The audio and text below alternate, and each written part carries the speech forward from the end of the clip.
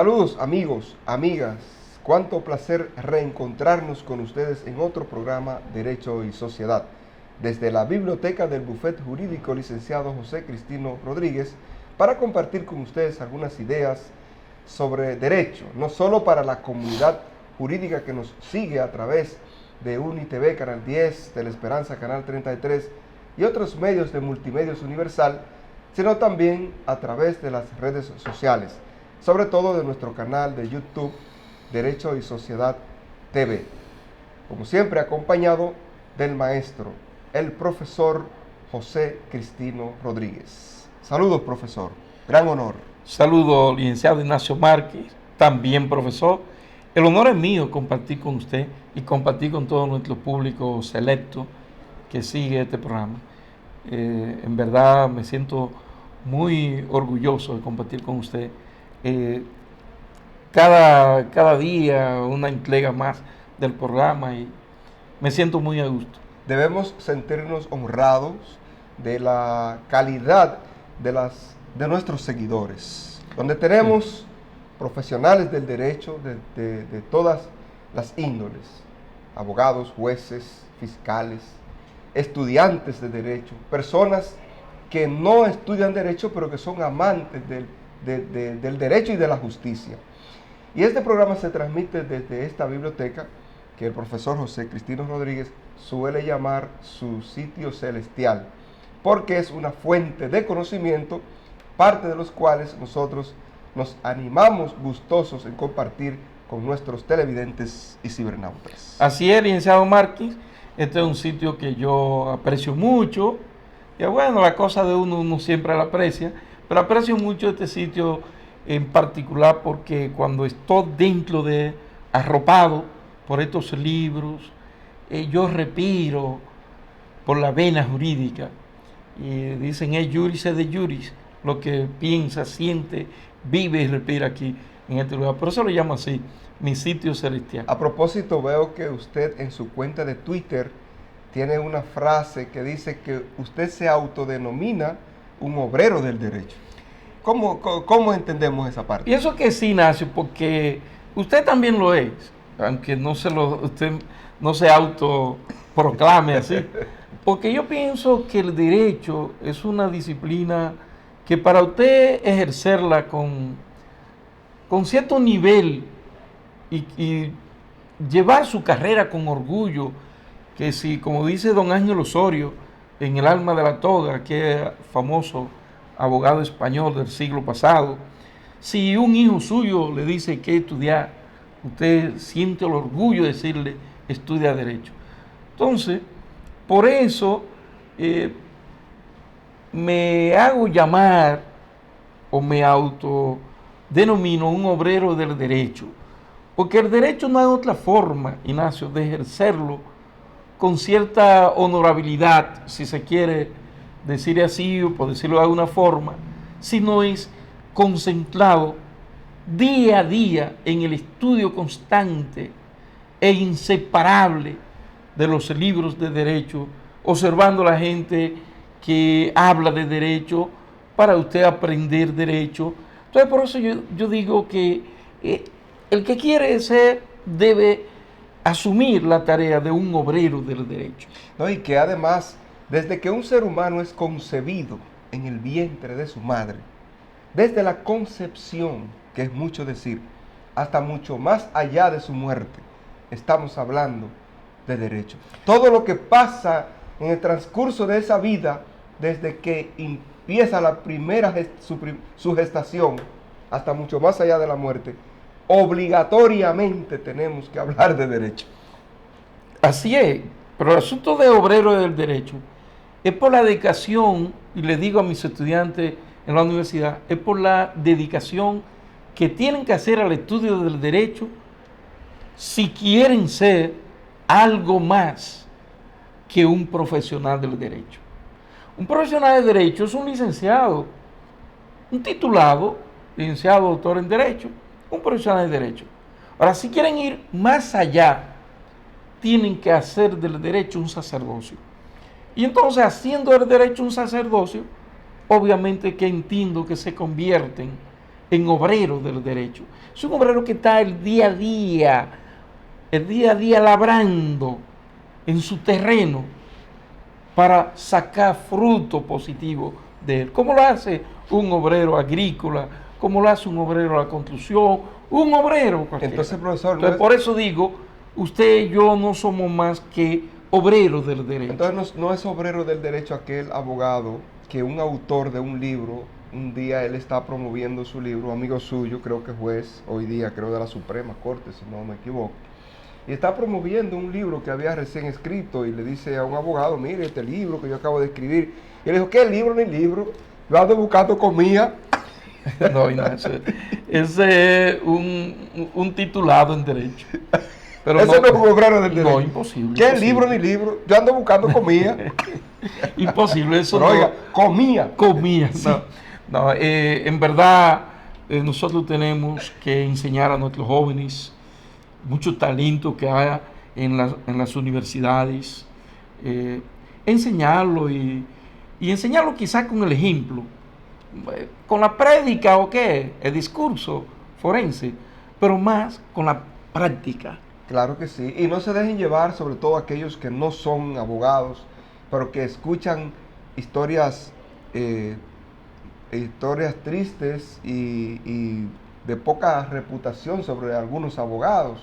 Hay historias que no necesariamente obedecen a la verdad, pero hay de todo en la vida, en la viña del Señor. Hay gente que estudia, otros que no estudian, como los hay en la medicina. Fíjense que hay médicos muy buenos porque se dedican al estudio de la medicina, no se conforman con colgar en la pared de su casa un título que diga doctor en medicina, licenciado en derecho, licenciado en ciencias agrícolas. Eso no basta, ese es el primer paso, hay que continuar profundizando en los conocimientos y por eso nosotros tenemos este programa. Pero bien, Ignacio, el tema de convocatoria de En el día de hoy, profesor José Cristino Rodríguez y nuestros televidentes y cibernautas, vamos a hablar de la inembargabilidad o cesión del salario. El salario, un tema bastante interesante y que en estos días hay que hablar mucho de ese tema. Correcto, y en estos días y siempre, porque el salario, ¿de qué vive el obrero del derecho? ¿De qué vive el obrero, el trabajador en sentido general, en el área que sea? Del producto de su esfuerzo, de la remuneración que recibe por el esfuerzo de su trabajo. Entonces, ahí los trabajadores, ¿cuál es su principal objetivo en la procura de un trabajo? Obtener una remuneración. Una remuneración a cambio de la prestación del servicio, tal como lo define el artículo 192 del Código de Trabajo. Entonces, el salario, pero hemos dicho, ¿para qué el salario? Pero es que el salario, Ignacio, tiene un rol social de primer orden, el rol social del salario. Entonces el legislador, dado eso, que el salario juega un rol de primer orden social, porque es esos ingresos que obtiene el trabajador a cambio de la prestación de un servicio, esos ingresos son los que van a resolver los problemas prioritarios de su familia.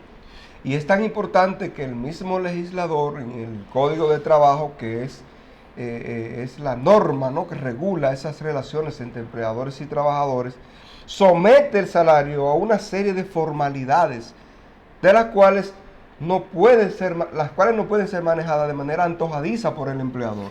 Porque no puede, por ejemplo, pagarle el salario, qué sé yo, en bonos o en otras modalidades, sino que tiene que ser en dinero en efectivo.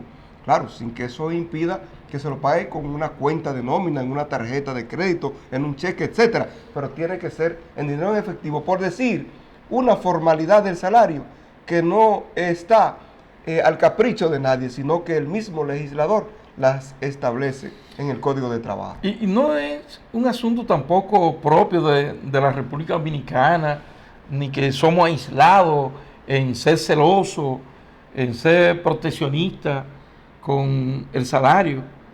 El espíritu legislativo a nivel universal es que el salario llegue a la mano del trabajador.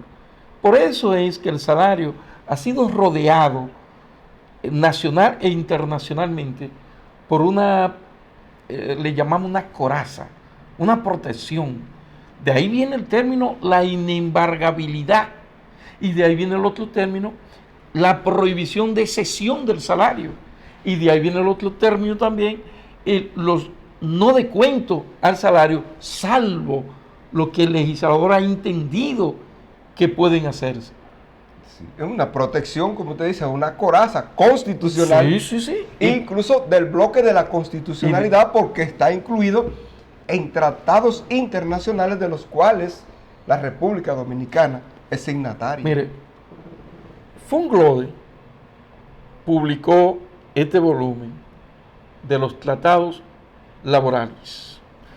Son tratados que desde 1844 hasta 1998 han salido del seno de la Organización Internacional del Trabajo y que obviamente en su gran mayoría la República Dominicana, conforme al mandato constitucional, lo ha integrado al ordenamiento jurídico nuestro a través de que lo firma el Ejecutivo, su representante ante la OIT, pero que lo ratifica el Congreso Nacional conforme ordena la norma suprema de la nación.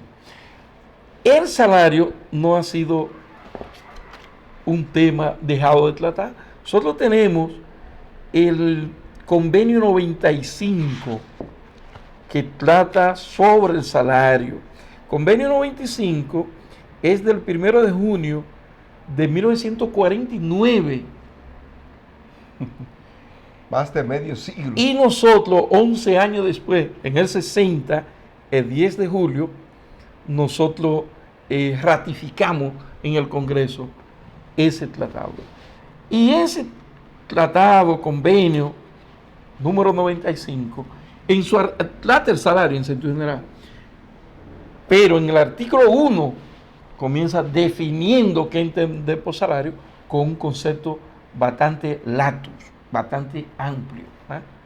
Entonces, si hubiera sido un paréntesis para que usted lo diga, si hubiera sido en estos tiempos, hubiera que someter ese convenio al control preventivo de constitucionalidad por el Tribunal Constitucional. Sí. Pero no es necesario porque cuando fue ratificado por el Congreso, entonces ya pasó a formar parte del ordenamiento jurídico de la República Dominicana. Dicho sea de paso, ese tema es sumamente importante para una próxima entrega del programa, si luego que el Tribunal Constitucional revisa previamente a ser llevado al Congreso para su ratificación un convenio, contrato, y ese contrato luego va al Congreso, es ratificado, si puede atacarse en inconstitucionalidad ante el Tribunal Constitucional. Eso es sumamente importante, sí, claro, y da un tema para otro programa. Claro. Pero seguimos con el tema del salario y lo que nos ocupa fundamentalmente. No vamos a entrar en otro programa, hemos hablado qué es el salario, cuándo debe pagar ese salario, ¿por qué se le dice salario? La forma de pagar el salario, el concepto, significado del concepto salario, salario de Navidad, los salarios mínimos que se establecen, el órgano que los rige y los establece, sí, los componentes del salario, cuáles cosas o ingresos. Ya en otro programa hemos hablado de eso, pero hoy el tema es con el artículo 200, 201 y 207 del Código de Trabajo sobre el tema de la inembargabilidad del salario y la prohibición de cesión del salario. Podemos decir entonces que el artículo 200, Ignacio, reza de la manera siguiente: el salario o los créditos provenientes de derechos reconocidos por la ley a los trabajadores son inembargables, salvo en la tercera parte por pensión alimentaria. Cuando hablamos de eso, cuando decimos créditos provenientes de los derechos reconocidos por la ley es que precisamente cuando un trabajador presta un servicio, realiza un trabajo, ya de hecho se genera un crédito por parte del empleador. Y ese crédito que se genera a cambio de la prestación de ese servicio es lo que está protegido contra una eventual embargabilidad o cesión. Y a ello se le agrega también el concepto crédito laboral o crédito proveniente del trabajo, se le agregan las llamadas prestaciones laborales, los derechos adquiridos. Esos son los créditos laborales conjuntamente con el salario. Entonces, fíjese cómo el artículo 200 permite una excepción. Sí. Pero, ¿qué está de por medio en esa excepción? Cuando dice, salvo la tercera parte por pensión alimentaria, el interés superior del menor, del claro, niño. Que eso es innegociable. Que es sagrado también. Entonces, dice que el embargo en exceso de la tercera parte de los salarios es admisible por pensión alimentaria dispuesta en virtud de la ley sobre asistencia obligatoria, es decir, el llamado Código de Niños, Niñas y Adolescentes que instituye la ley 136-03. Sí. Entonces, hace la excepción. Y sus modificaciones. Sí. En pro de la protección y garantía de ese menor, de ese niño. Pero, fuera de ahí, tenemos algunos descuentos que lo permite la ley y vamos a ver cuáles son ellos. Fíjense. Como hemos dicho, los descuentos son los autorizados por la ley. ¿Cuáles autoriza la ley? La ley autoriza los descuentos para la cotización a la seguridad social en la proporción que le corresponde al trabajador. Dependiendo del seguro en el que esté afiliado. Exacto. Si hay una cuota sindical, si hay un sindicato y el trabajador es parte del sindicato y autoriza hacer un descuento, una cuota. Eso lo permite entonces, la ley. Eso la ley lo permite. También lo relativo a los anticipos de salario que han hecho los trabajadores, los empleadores del trabajador. El concepto de anticipo de salario tiene también su interpretación restringida, porque un anticipo de salario no puede ser más allá del salario mismo. Entonces, una cosa es un préstamo y otra cosa es un anticipo a salario. Lo relativo a crédito otorgado por instituciones bancarias con las recomendaciones y garantías del empleador. Entonces, obviamente que esos son cuotas que se permiten descontar. Por esos conceptos, entonces no podrá descontarse más de la sexta parte del salario mensual percibido. Y lo relativo a los aportes de trabajador, a los planes, ya dije, de pensiones. Eso descuento, pero limitado a una sexta parte. Sí. No más de ahí. Son los descuentos que el artículo 201 le permite que se le hagan al salario. Exacto, porque ¿qué es lo que buscan? Es proteger que esa cantidad de dinero por la cual un trabajador presta un servicio se mantenga íntegra y que si se va a lesionar en algo sea por razones que la ley lo permite de manera expresa. Correcto. Si no es así, entonces ese salario debe recibirlo el trabajador de manera íntegra. Pero hay una situación, Ignacio, en la que quiero que nos asentemos en ella. Y es, usted dijo ahorita, muy acertadamente y en correspondencia con el Código de Trabajo, con este Código de Trabajo, usted dijo ahorita que el salario debe pagarse en efectivo al trabajador. Así lo prevé el Código. Ahora bien, en la práctica existen otras modalidades de pago del salario. Por ejemplo, es el pago vía electrónica. La mayoría de los trabajadores hoy tienen una tarjeta. Y entonces cobramos por un aparato que hay allí en una cabina, puncha 4 teclazos y entonces él le tira unos cuartos. Que muchos trabajadores no van a esas cabinas. Entonces, van sus acreedores. Entonces, no obstante la prohibición. Sí. Entonces, ¿qué pasa? ¿Cómo funciona eso? Que el empleador tiene una cuenta de nómina donde deposita la nómina el dinero de esa nómina y él mismo le ha creado a cada trabajador una cuenta, que es con la que marca su código. Esa es la modalidad actual, incluyendo el Estado, así que dominante. Esa es la modalidad dominante en el pago de salario. Ahora bien, cuando se habla de que el salario es inembargable, y lo establecen los artículos 9 y 10 del Reglamento 95, ratificado en 1960 aquí, y lo consagra los artículos 200, 201 y 207 del Código de Trabajo, la inembargabilidad del salario. Ahora bien, tenemos aquí una decisión de la primera sala de la Suprema Corte de Justicia, que es la sentencia número 340 de 18 de marzo de 2020. Fresquecita. Calientita. Fue, bueno, prácticamente conjuntamente con la pandemia. Sí, iniciando la... Sí. Entonces, esa sentencia es el tema, el punto de este tema que nos concentra más en este programa. ¿Por qué? Porque cuando a usted como trabajador se le paga mediante este moderno mecanismo, pagarle, depositándole en una cuenta que usted no ha creado, usted no fue al banco a aperturar esa cuenta se la ha aperturado su empleador. Sí. Y usted en esa cuenta no deposita 5 centavos que no provengan de su salario, lo que cae es el salario. Pero nada le impide que usted lo deposite tampoco. No. Pero lo que quiero diferenciar, la cuenta que usted creó y que ahí se le deposita dinero, a la cuenta que le creó el empleador suyo y que ahí depositan su salario. Que es lo que regularmente ocurre. ¿Por qué? ¿Por qué esa diferencia? Porque hace mucho tiempo que vengo con otros compañeros de estudio discutiendo este tema.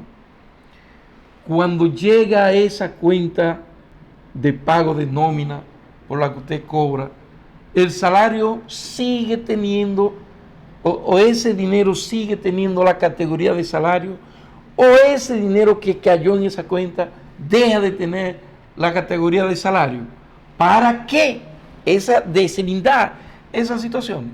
Para entonces usted y yo discutir aquí si esa cuenta es objeto de embargo o el dinero que se deposita en ella, que el empleador deposita, es objeto de descuento no previsto en la ley, si eso es posible. Exacto, porque de eso se trata. Nosotros estamos hablando la inembargabilidad del salario. Pero ese salario, que es una contraprestación a un servicio prestado, valga la redundancia, sí, ¿verdad? Sí. ¿Cuándo deja de convertirse en salario?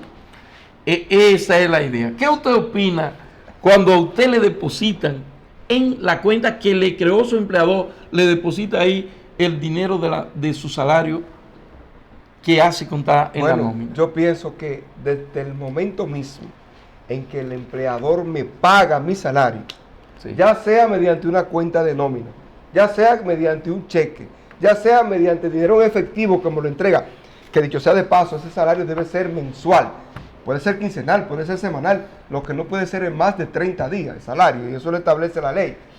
Desde que ya yo lo recibí, no importa que me lo deposite en una cuenta, me lo depositó el 25, ya el 26, eso ya dejó de ser salario. Okay.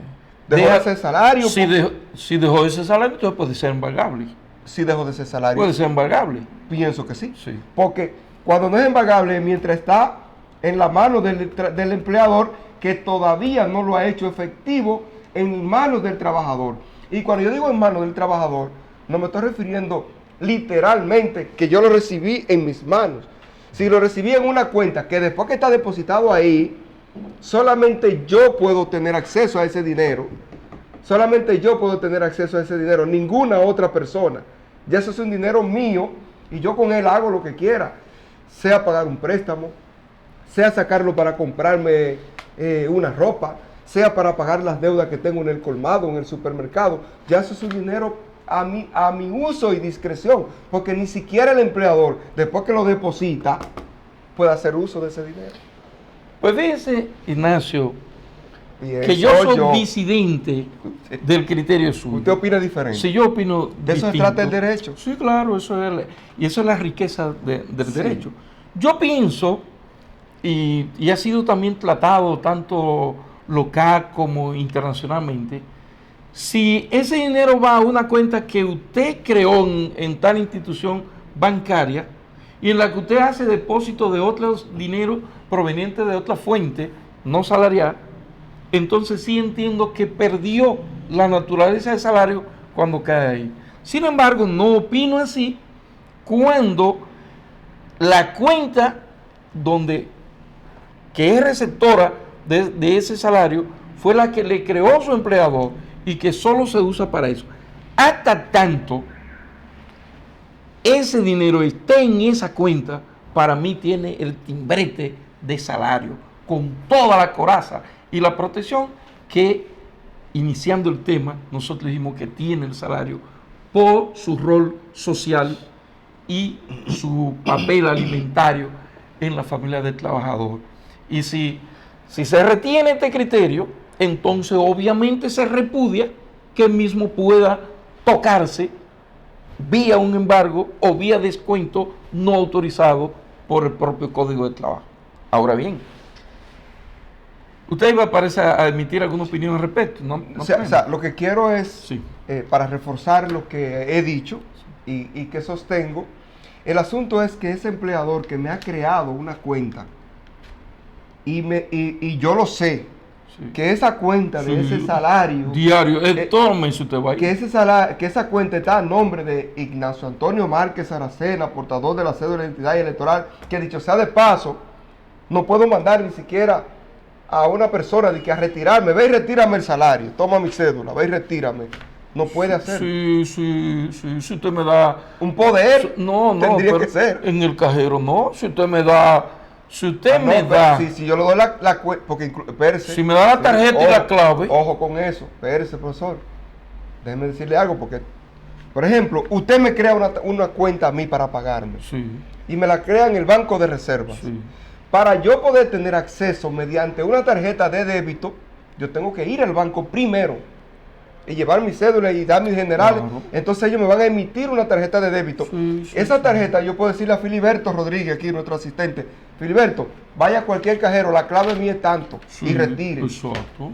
Pero hasta tanto yo no tenga esa tarjeta de débito. No, claro, es un formalismo. Es un formalismo para retirar el salario. Pero ¿por qué le digo eso? Porque es que ya eso es una cuenta de mi uso, que yo la voy a usar para lo que yo quiera, porque ya el empleador me pagó y ese dinero yo lo voy a usar, bueno, está bien, producto del salario, pero nada quita que yo le diga a Eduardo Torres que me debe 100 pesos, deposítame en la cuenta número tanto, que está a mi nombre. Nada impide eso. Ahora, por eso digo, ese es un criterio y eso lo respeto. Esa cuenta que no creó el trabajador, que el trabajador nunca fue a firmar apertura de cuenta al banco, sino su empleador, y que ahí exclusivamente le llega el dinero de su salario. Exclusivamente. Hasta tanto ese dinero está ahí, tiene la categoría de salario. Ese es nuestro enfoque. Ahora bien, ¿qué pasa con el salario visto constitucionalmente? Y, por ejemplo, nosotros podemos pensar en el Tribunal Constitucional de Colombia, porque el salario se ve más allá de lo que comúnmente se habla de él. El salario es un derecho fundamental, uno de los derechos fundamentales del ciudadano, e incluso el salario constituye uno de los derechos humanos. Sí. Entonces, siendo así un derecho fundamental, y así lo ha reconocido el Tribunal Constitucional de Colombia, entre otros, como un derecho fundamental y como uno de los derechos humanos. Siendo así, pero mientras tanto, que hasta que alcance ese derecho fundamental, ningún derecho es absoluto. Ojo con eso, ningún derecho es absoluto. Sí, correcto. Tienen límites todos los derechos. Es fundamental y tiene la garantía constitucional y de los tratados internacionales hasta que sale de la mano del empleador. Después que salió ese salario de la mano del empleador, dirigido hacia el trabajador, ya ese salario se despoja de esas garantías que tiene la Constitución desde mi óptica o lógica. Es su óptica, pero les repito, yo no comparto ese criterio y para mí el salario Y la Suprema tampoco. durante está en esa cuenta exclusiva de nómina para pagar salario, es salario. Porque eso es lo mismo decir, cuando pagaban por cheque o pagaban en efectivo, es lo mismo decir, el empleador le da a otra persona, a la recepcionista, a alguien ahí que pague y le entregue el dinero. Yo le puedo hacer una pregunta, profesora académica, Sí. respecto de su posición. Sí. Filiberto Rodríguez gana 15,000 pesos mensuales. Sí. Y Filiberto tiene una cuenta que le creó su empleador, en la cual él nunca ha depositado nada, ni nadie le ha hecho ningún depósito. Solamente está ahí el dinero del salario que él lo dejó acumular, porque tiene otra entradita y no necesita usar esos 15,000 pesos que su empleador le ha pagado durante un año. Y tiene esa boronita ahí.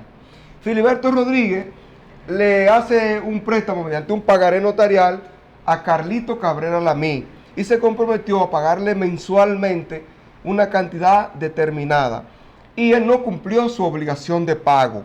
Por lo tanto, hay un pagaré notarial a nombre de Carlito, que es su acreedor, que es un título ejecutorio con el cual él puede salir a ver si encuentra algún dinerito que tenga algunos bienes. Descubre, alguien le dice, mira, este muchacho tiene una cuenta que está a nombre de él en el tal banco donde le pagan su salario. Ese ni le pone la mano ese dinero que tiene ahí, que se lo depositan todos los meses su empleador. Quiere decir que con ese pagaré notarial, él no pudiera embargar retentivamente al banco donde está depositado ese dinero que es producto de su salario. Mire, desde el punto de vista... Pregunta, el enfoque, ya se lo dije, a plantearle la concepción que tengo de que todavía ahí retiene la naturaleza de salario, de ahí se deriva obviamente que no puede ser tocado mediante un embargo ni tampoco descuentos que no sean lo expresamente dispuesto por el Código de Trabajo o por una ley especial. Porque de ser así, profesor, de ser así como usted dice, ¿verdad? Con cual respeto su opinión, pero no la comparto. No hay problema. De ser así, entonces, estos deudores malapagas pudieran crearse ese tipo de amparos ilegales, ¿no? Para protegerse y mantener su incumplimiento como una norma. Ya no, pero espérate, este no me va a embromar a mí. Crea una cuenta de salario, de nómina, págame por ahí, ven. Y ya yo sé que no me va a poder embargar. Gracias, pero es que el legislador, y le digo, no solo el legislador ordinario del Código de Trabajo. Todos los principios, razonabilidad. Bueno, usted está coincidiendo obviamente con la sentencia 340 del 18 de marzo de 2020 de la primera sala de la Suprema Corte de Justicia, que dice que el convenio que ha hecho usted con el que tiene el pagaré está al amparo del 1134 del Código Civil y que entonces usted es quien ha autorizado eso. Pero es que el asunto va más allá. Si cuando hablamos de que los tribunales constitucionales han definido el salario como un derecho fundamental y como uno de los derechos humanos, cuando lo han definido así y cuando el legislador lo ha protegido pensando en proteger error social y lo ha declarado de orden público el salario por su carácter alimentario, es que lo que estamos protegiendo aquí no es ni siquiera al trabajador per se, es a él y a sus dependientes. Entonces, ¿por qué le debe? Sí, pero mire, en este caso de esta sentencia en cuestión. Sí, que tenemos que decirle a nuestros televidentes. En este caso, mire, ese caso, ¿verdad? Sí, este caso trató una hay un híbrido, ¿no? Sí. De civil y laboral, pero sumamente interesante, ¿no?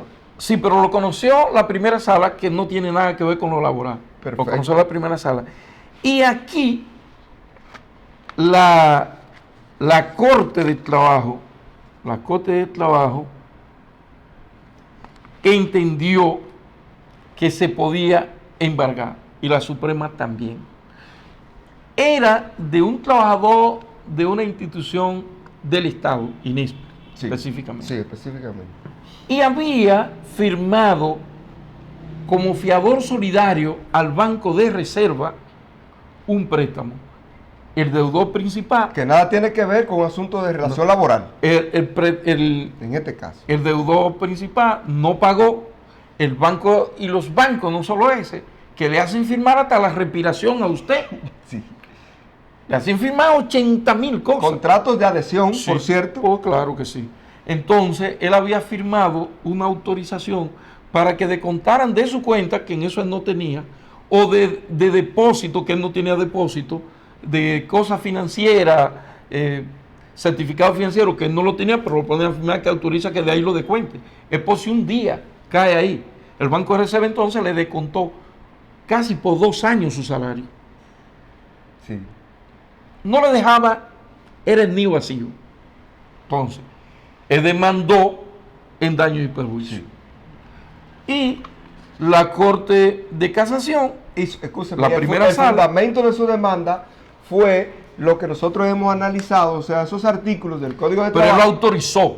Si lo Él que- le firmó al banco autorizándolo. Sí, porque son contratos, lo que usted decía Sí. ahorita, lo ponen a firmar hasta la respiración. Pero ¿qué pasa, Ignacio? Que el principio quinto del Código de Trabajo, Sí, que para mí, dicho sea de paso, voy a aprovechar un par de segundos, el principio quinto, llamado de irrenunciabilidad de los derechos, para mí es la alfombra del derecho de los trabajadores.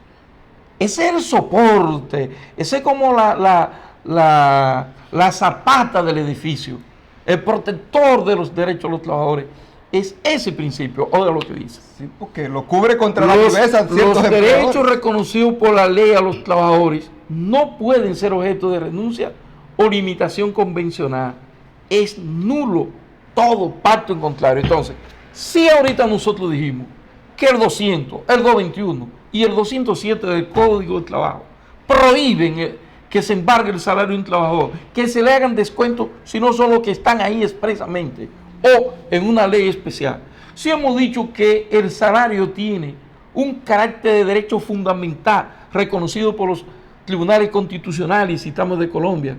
Si hemos dicho que tanto aquí, por haber sido establecido en convenios internacionales,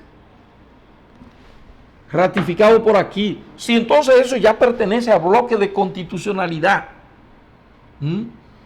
entonces, si es así, ese principio dice que aun cuando el trabajador lo ordenó que se descontaran de su salario, ese pacto es nulo, porque el principio quinto así lo establece, que es nulo todo pacto en contrario. Pero ahora, la propia Suprema Corte de Justicia, pero ahora la tercera sala, no la primera que tiene que ver con los asuntos civiles y comerciales, sino la tercera que tiene que ver con los asuntos laborales. ¿Qué ha dicho la tercera? Oiga, dos considerando solamente por un problema de tiempo. Mediante esta sentencia, que es la número 28, la número 29 del 28 de julio de 2004, ¿qué dijo en su considerando? Que el salario tiene un carácter alimentario por ser el principal medio de subsistencia del trabajador y de su familia, lo que ha obligado al Estado a dictar normas que le protejan tanto del empleador, de los acreedores del empleador y de los acreedores de los propios trabajadores, que en consecuencia la ley limita los casos en que esa remuneración puede ser objeto de descuento. Y el otro, considerando más maravilloso todavía, dice: considerando que la necesidad de esa protección y su naturaleza de orden público que tiene el salario, los descuentos al margen de esa disposición legal o de otra que específicamente lo indique, no pueden realizarse, aun cuando el trabajador otorgue su consentimiento para ello. Pero lo está diciendo la tercera sala, correcto. que es la que maneja y conoce los asuntos laborales. Pero la primera sala reconoce esas cualidades No, del salario, no, honorable profesor. no, pero porque el problema es que ese salario al cual se refiere, de cuya protección estamos hablando, es mientras sea salario. Después que ya llegó a manos del trabajador, ya deja de ser salario. Es un dinero que recibe y que por lo tanto debe ser usado para lo que sea que necesite hacer ese trabajador. Bueno, mientras sea salario. Es que, si le permitimos eso, si le quitamos en membrete la categoría jurídica de salario, porque fue depositado por el empleador en una cuenta, le estamos permitiendo aún en manos del empleador que sea embargado, o como yo decía ahorita, la señora que paga o el señor que pone a que pague. Entonces, ¿por qué? Porque es que no ha llegado a las manos del trabajador.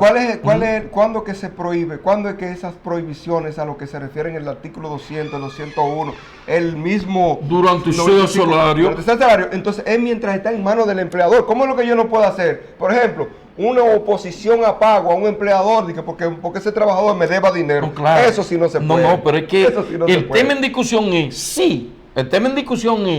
y esto es una discusión, la de no terminar, sino de la forma que estamos nosotros dos matándonos aquí. Es la de no terminar, ¿por qué? Porque el tema, el epicentro es ¿cuál?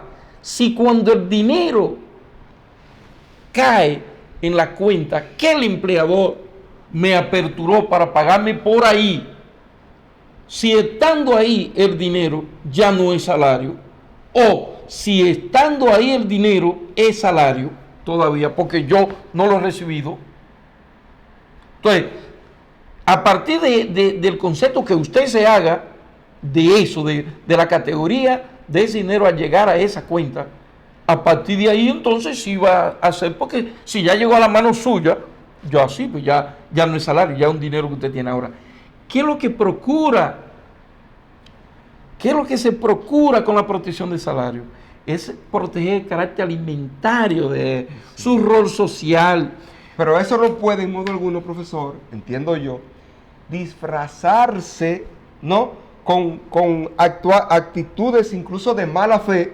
Bueno, como eso tiene un carácter alimentario, yo lo que voy a hacer es que no lo voy a dejar ahí intacto y no voy a honrar mis compromisos porque mi deudor no puede embargarme porque eso es salario. Y ese salario tiene un carácter alimentario. Lo de alimentar a mi familia yo lo voy a buscar por otro lado y eso lo voy a dejar ahí y no voy a pagarle a aquel y que haga lo que él quiera. Sí, pero ¿y qué usted cree permitirle que a usted se le descuente, se le embargue su salario y deje su familia sin mocoso que usted tiene y la pobre dama sin la casa, sin la luz, sin esto, sin aquello, sin la alimentación y sin nada de eso? Porque le permitimos que le agarren el salario mediante un descuento o mediante un embargo. Entonces, eso tiene una manera... Socialmente, ¿qué es lo que estamos haciendo? Eso tiene una manera de combatirse sin que se llegue hasta allá. Empleador, mire, yo necesito que el dinero de mi salario usted no me lo deposite en esa cuenta de nómina. Y eso se puede manejar. Ignacio, pero es que si usted tiene en la ley algo, no, porque eso sí sería una especie de maniobra. No.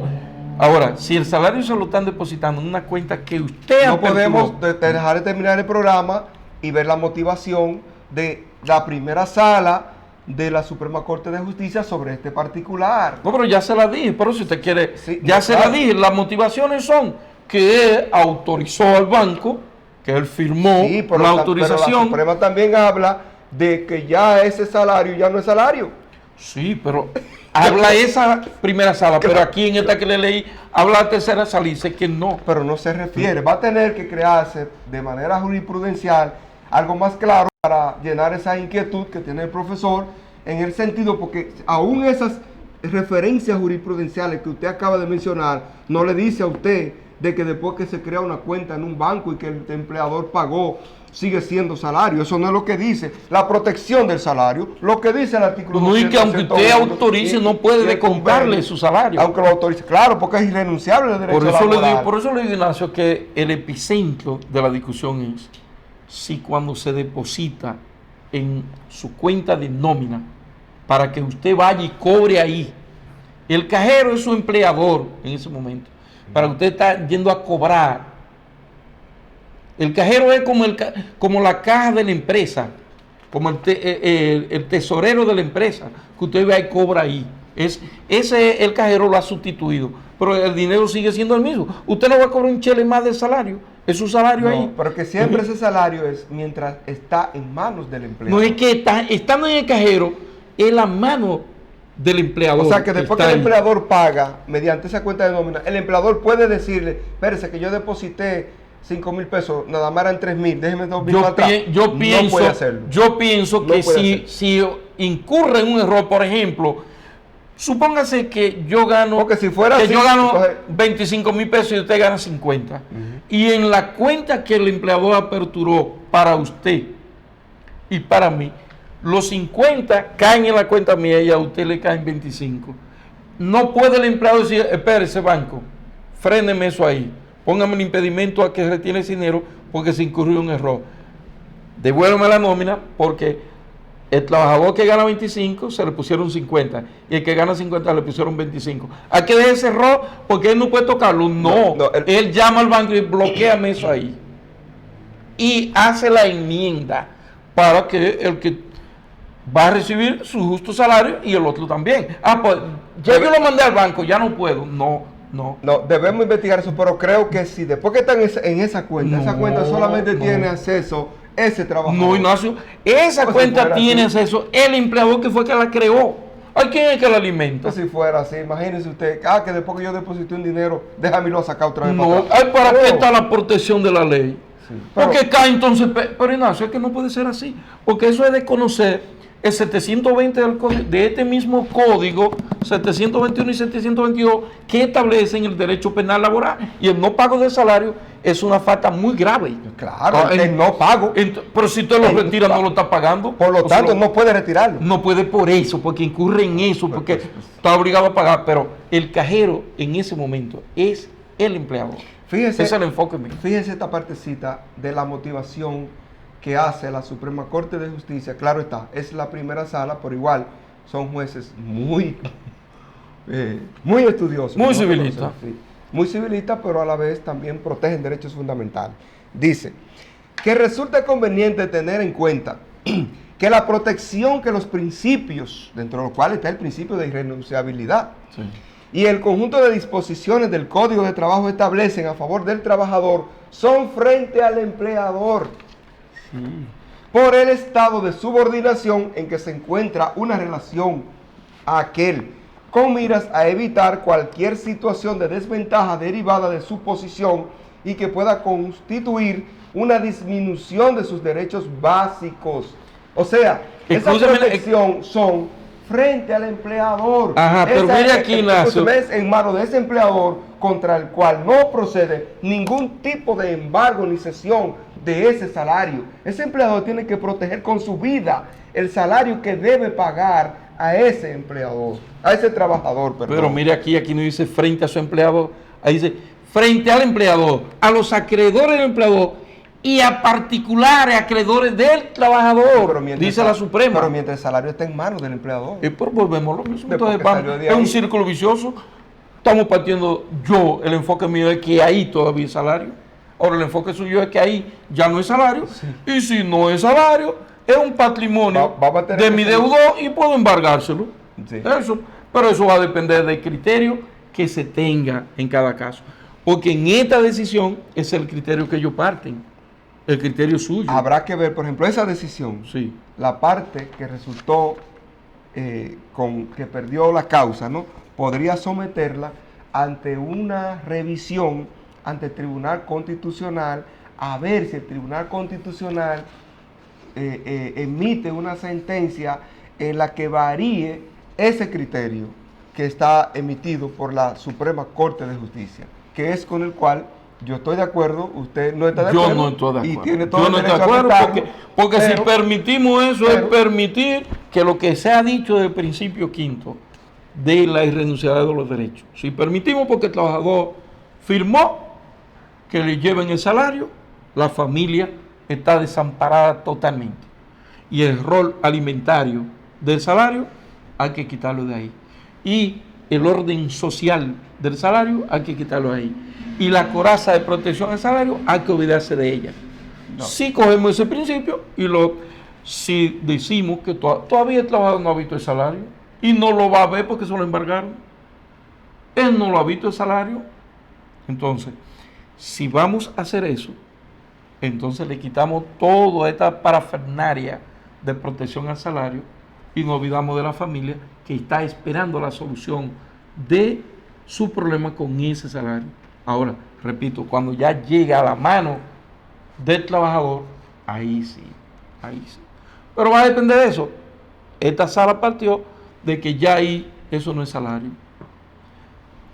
Pero yo les digo, la Asociación dicho de esa manera, Iberoamericana de Derecho de Trabajo y la Seguridad Social celebró, no recuerdo si fue en el 2005, acá en Santo Domingo, un cónclave sobre eso, donde se discutió este tema. Y recuerdo a un amigo y compañero de estudio nuestro, Francisco Cabrera, de Santiago, expuso el tema y se concluyó en que aún en el cajero todavía es salario. Y le digo, no censuro su criterio, porque he estado en diferentes escenarios y donde se ha discutido esto y siempre ha sido una división de criterios. Unos partidarios de que todavía hay salario y en consecuencia tiene toda la protección. Otros partidarios del criterio que usted sostiene y que sostuvo la tercera sala de la Suprema, en que cuando está ahí ya no está en manos del empleador y en consecuencia ahí está expuesto a todos los vaivenes de los acreedores del trabajador. Yo pienso que cuando el empleador se libera del pago, es igual que el juez que emite una sentencia, ya se desapoderó de ese caso y lo que pase con la sentencia de ahí en adelante, bueno, pues ahí están las normas que establecen lo que y por aquí están el recurso de oposición. Pero están los recursos, pero digo, los recursos, el recurso. Usted sabe que eso aplica y muy en desuso, por cierto, pero tiene sus peculiaridades. Ahora bien, con respecto al pago del salario, desde que el empleador pagó, que se lo depositó en una cuenta, que dicho sea de paso, son pocos casos los que se dan en lo que esos trabajadores acumulan esos salarios en una cuenta. No, porque este no fue que lo acumuló, Ignacio. No, se lo iban descontando. Todos los meses. Todos los meses se lo iban descontando. Y parece que él y su familia llegaron a un momento de morirse. Porque dejar tanto tiempo. Dejó tanto tiempo, casi 2 años, descontándole, como que él no sabía que le pagaban en esa cuenta. Él sí sabía que le descontaban esa cuenta. Parece que en ese momento encontró una orientación.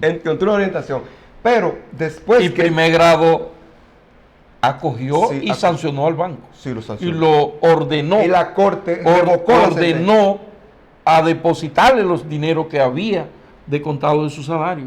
Lo que yo sé es que independientemente que yo estoy claro y es para que vea que aún en los jueces también la opinión es dividida. Es dividida, claro que sí, es dividida.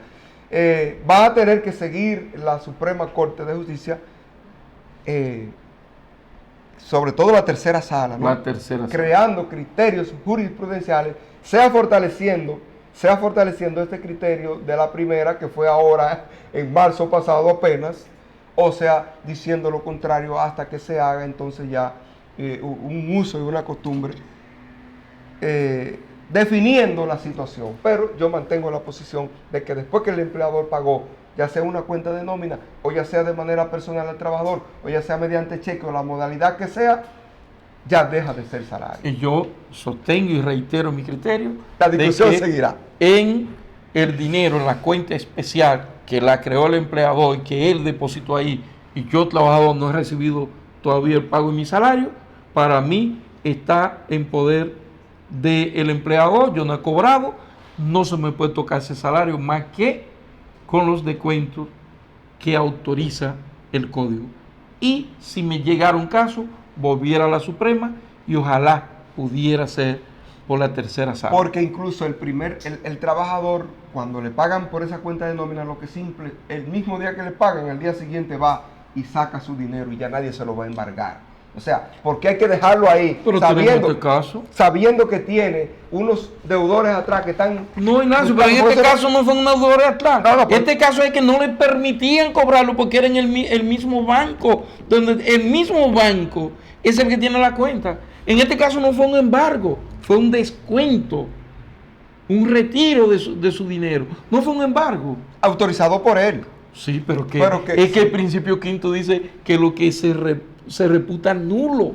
Porque todo pacto en contrario. Lo que pasa es que no era un conflicto de naturaleza laboral. Pero no hace. Era un contrato de naturaleza civil. Y entonces se llevó a lo civil, pero atañe al salario. ¿El salario es qué? Sí, pero que no era conflicto con él. Pero no hace, pero es el salario que está de por medio. Está bien, pero en ese momento no fue un conflicto entre un empleador y un trabajador.